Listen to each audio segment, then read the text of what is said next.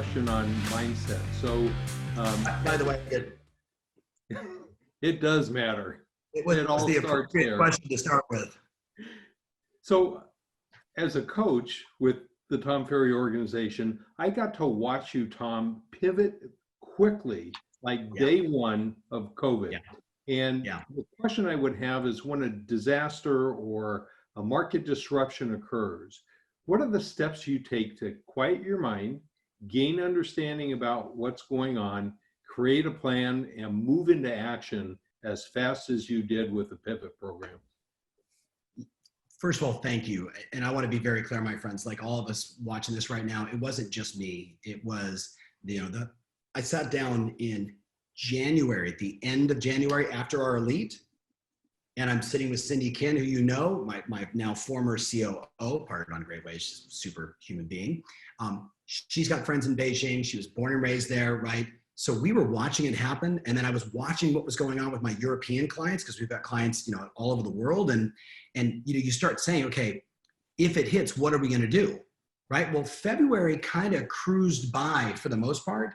But when all of a sudden it started creeping up into Seattle and we started seeing some of these, like the beginnings of something more, and the news really shifted, I pulled my team aside and I said, okay, let's just be honest. We've worked through 5 recessions. We know the plays to run in a recession. And I would ask all of you to think about the same thing, especially for my veteran friends on the line.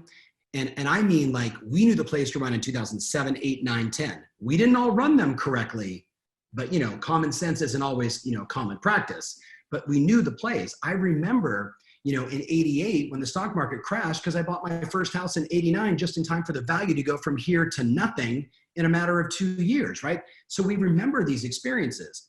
But then you know what I did? I just went back to our core values, right? So, in this case, we were in Steve Belmonte, the president of the company. We're in his office. I'm sitting with all the executives, and behind us on the wall is written the core values. Like, why do we exist as a company? We hold professionals accountable to fulfill their greatness. And I said, okay, how are we going to do that more? How are we going to do that more in potentially, we don't know what could be, a major health crisis. Then I looked at all of our values below it, and like the top 2 that stood out for me was deliver more value than it's expected, right? Deliver more value than it's expected, and innovate. And I literally just said to myself, hey, you know what we're gonna do? We're gonna give our clients 2 to 5, 6 trainings every week on virtual open houses. And my team's looking at me like, what are virtual open houses? And I gotta be honest, I said, I have no idea. But if this thing is as bad as we think it is, if you talk about what, we're talking to people in Beijing where they were suddenly trapped in their apartments and they couldn't move, I was like, how else are you going to do an open house unless it's virtual? But because we're in innovation, and you know this, Todd, you know it as well, everything we do is on Zoom. I just said, look, our clients are built for this. We got 7,000 people. They already know how to use Zoom. We're just going to tell them, take your listing presentation, put it on your laptop, hit the screen share, and bam. And as soon as I said that, like, my head of coaching, Mary Jett, was like, oh yeah, we can do the same thing with research buyers, sellers, showings. And then honestly, we said, what about New York City? We're like, oh, they might be screwed, because in New York, most of you probably don't know, to close a transaction where the rest of us are pretty much search to close, it's all pretty digital now, and it's not seamless, but it's effective, right? Minus like all the other states that still haven't figured out, virtual notary, but we'll get there. But in New York, you have to have agent, buyer, seller, ready? Attorney, and a managing broker. 7 people in a room at the same time to close a deal. Guess what? Sales in New York are down 80% because of the complexity. So the rest of us, we pivoted. And what we're seeing now is, again, I go back to mindset. Those of us that believe we are ridiculously valuable, and even though we can paint the picture of the realities, 1 in 6 Americans not having a job, if I focus on the 1 that doesn't have a job, I miss the 5 that have a job that want to buy and sell. I'm not saying I'm not empathetic to the situation. My goodness, I am, right? Believe me, I am. And yet, if I focus on the 5, if I focus on the ones that do want to transact, I get more of that.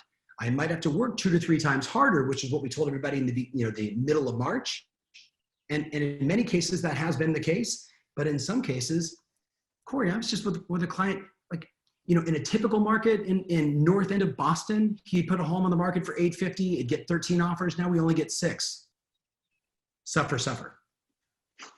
So Tom, you mentioned virtual open houses. Yeah. What would you say the most effective lead generation activity our agents could be doing right now would be? Yeah. Okay. Loaded question. I'm gonna give you, okay.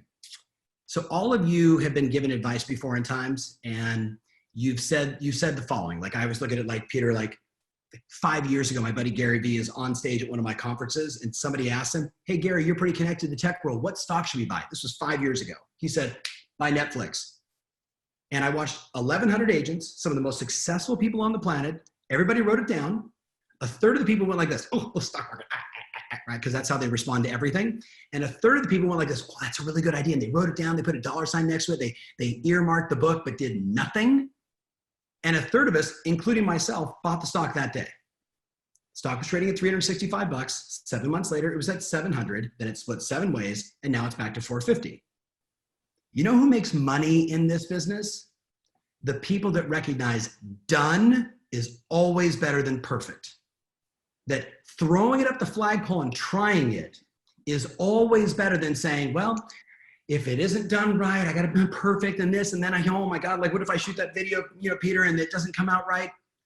Those agents are losing right now because perfection kills you in this business, certainly in an environment like this, where if my dog came in right now and started barking, no one would care, because we're all, like, every day is Zoom day now, right? So I say that to you because I want to preface for all of you. I really, really, really want you to listen to the filter of, I'm going to do exactly what Tom tells me right now, regardless of what I think. If I'm going to doubt something, I'm going to doubt my limitations. So ready, Pete? Here's the answer. Throw on Monday or Tuesday either a virtual first-time buyer seminar done via Zoom or a seller seminar. So I'll give you an example, because I know we got people all over the place here. But so Peter, a couple weeks ago, actually now a month ago, we started talking about this on our pivot training. And what's great about our environment, like your agents, is there's just a number of people that are gonna go, I'm just gonna try it. So this kid, Zachary Faust, right? Who I say kid, because he's like 26 years old, 4 years in real estate, right? He just said, okay, I'll do it. He said, Tom, what are the steps? So I'm gonna give you all the steps, and I want you to write down the steps, because if you follow the process, you'll win. Ready? So here's the process. Number 1, ready? You come up with the 5 mistakes to avoid when buying during COVID. The 5 mistakes to avoid when buying during COVID. And by the way, guys, I can send you a deck, a presentation from one of my clients.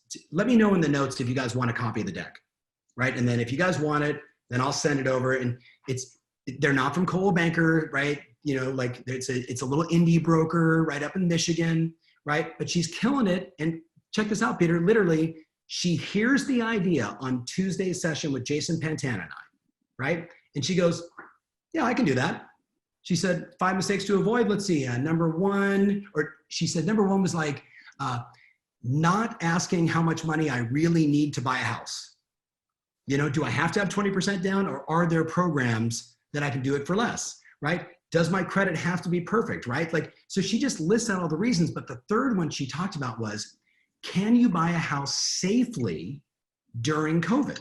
And she said, I spent the vast majority of my time talking about that. And what she said was, like, the objection, and everyone on here knows, right? The objection you get is, but like, Corey, can you do it safely? You know what my clients say? Hey, why would I do it in a way that would actually cause me to potentially get sick and then take that back to my family? So of course we do it with safety as the number 1 standard for me and my family, as well as for you, right? Like, that's a better way to position it than, yeah, of course we do it safely. Like, common sense here, people. Like, I'm not gonna get my own family ill to sell you a house. That would be stupid. Don't say that to a client. But anyway, and then she walks them through all of that, but I'm gonna give you guys a little hook. So stop saying yes in a minute, because I'm gonna give it to you. Everybody listen very carefully. This is the first time I've done this, Todd, outside of the forum of our clients. 7 or 8 years ago, I became probably the biggest advocate of reviews as the degree of separation to get business. And I pushed hard with clients. Zillow, Trulia, Realtor, Yelp, Google, I don't care. But The third-party endorsement has existed forever. We saw it crush in the 80s, 90s, and 2000s on infomercials. But when real estate agents suddenly could say, Peter, the reason you want to list with me is I have 175 five-star reviews, and the agent you're talking to has none, that was the degree of separation. As long as we've all been in the business, it was track record, it was market share, then it was reviews. I believe the two biggest degrees of separation, certainly for the next 18 months and maybe forever, are having safety guidelines, like literally saying beyond what NAR has published, your own local safety guidelines. And I call it like social selling safety guidelines. Like, here's how we do it. And it's got to go above and beyond it. You got to stack the cool and do more than what NAR would publish as an example. Does that make sense? But the second one, and you'll see this in her presentation, the second one is, and all of you as brokers know exactly what I'm going to say right now. It is about protecting buyers from fraud. Listen very carefully, everybody. For all my agent friends, you listen up.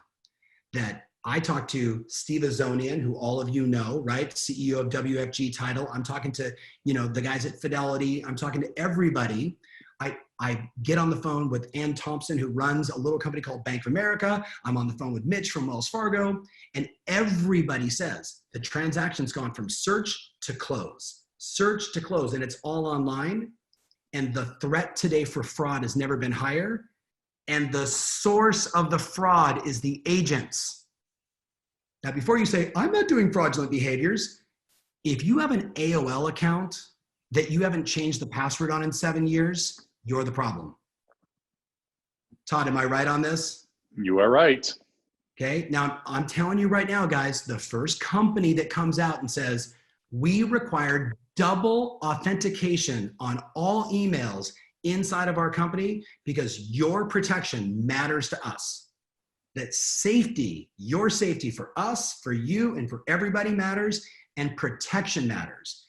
And before you say, well, that sounds like we might be scaring people. What about companies like LifeLock? They make their entire business on that, right? What about life insurance? It used to be called death insurance. Now it's called life insurance. Like, you will frame it appropriately, but I'm telling you, those two things are going to resonate more than you could possibly imagine going forward. Now, back on your point, Peter, sorry, a little ADD moment, but I hope valuable for people. Please update all your passwords, my friends. Do it today, all right? Now, you'd say, here are the 5 mistakes to avoid, or here's 7 ways you can sell your home for top dollar during COVID, buyer or seller. Ready? Then number 2, you set it up on Zoom. And I think all of you know, because you did it today, you guys sent me the link. I clicked on the link, and what did I see? A registration page. Oh, you mean I have to give my name, my cell phone, my email, tell you what state I'm from, just to get the information? Guess what? People are doing it every single day. And it's just like one tab. Do people have to register? Yes. You hit that one tab, and now everyone that gets the link has to register to get the information.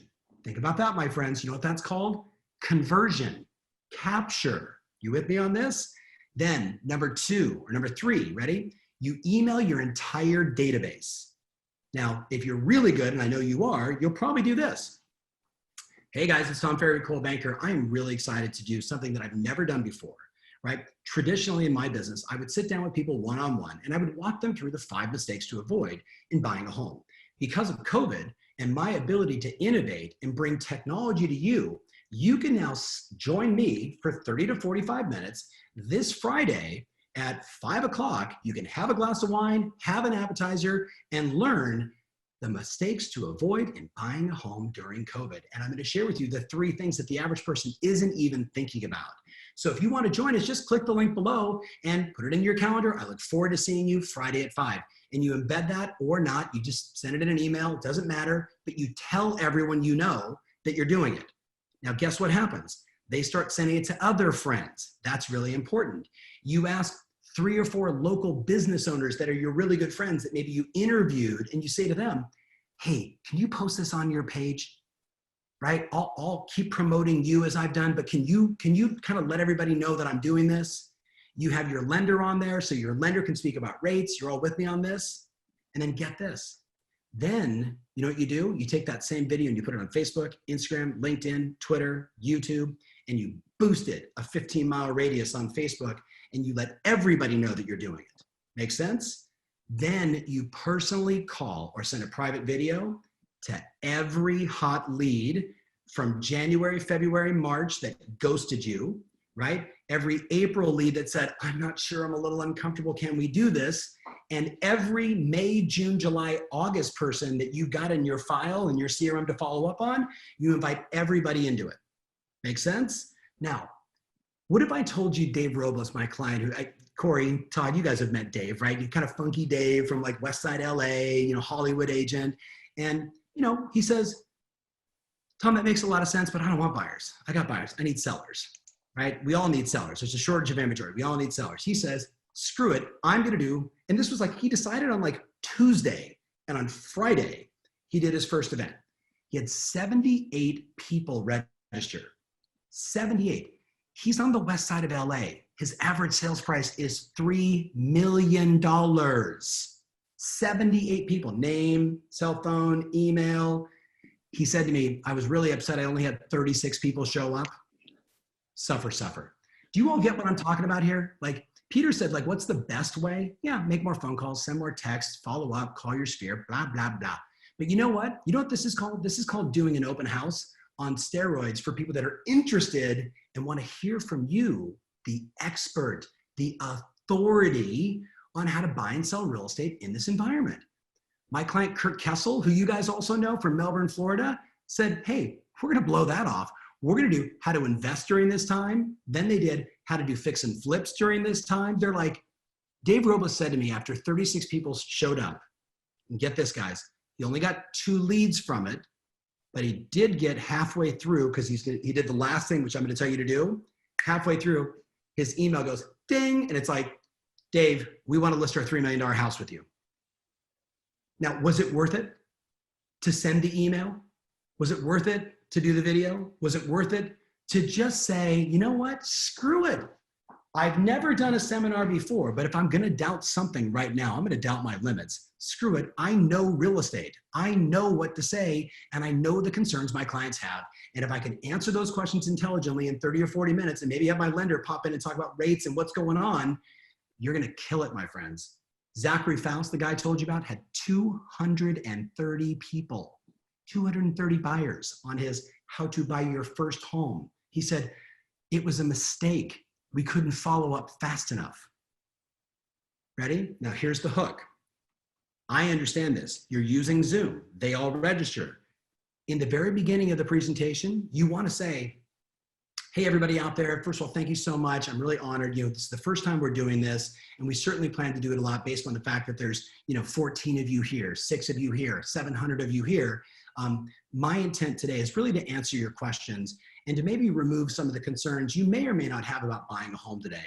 Now, my personal email is tf@coldwellbanker.com. So if you want to schedule a private one-on-one with me afterwards, or you've got a question about something I said, maybe you heard something different and you want a point of clarification, my email is tf@coldwellbanker.com. So you can certainly email me. So I'm going to go ahead and share my screen. Here's slide number 1. And then your video goes in the corner and everybody sees the screen, and you go click, click, click, educate, educate, educate. And you do the same thing I do, which is you keep the chat open on the right, so you can see when people are engaging, and I ask questions, and you guys saw I did it to you. I'm like, hey, do you guys want a copy of this? Yes, yes, yes, yes, yes, yes, yes.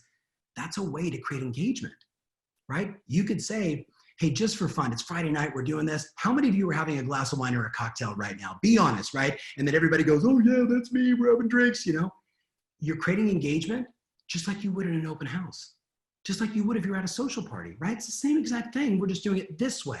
Now, the last thing is midway through the presentation, you remind them again of your email address if they have questions. And at the very end, you remind them again, if you have questions, reach out to me. This is not about the hard close. You've already captured all their information. You're going to follow up. But what you want to do is take the 36 people that are showing up to learn from you, the expert. Peter, what you want to do is get the ones that are really interested to level up and say, hey, I'm interested. And if you got 13 or 30, so Heather Klumpmaker, who's the presentation I'm going to send you guys from up in Michigan, where they're not even an essential service. sold one house within 24 hours of doing it. How about that for a long answer to your question, Peter? Sorry.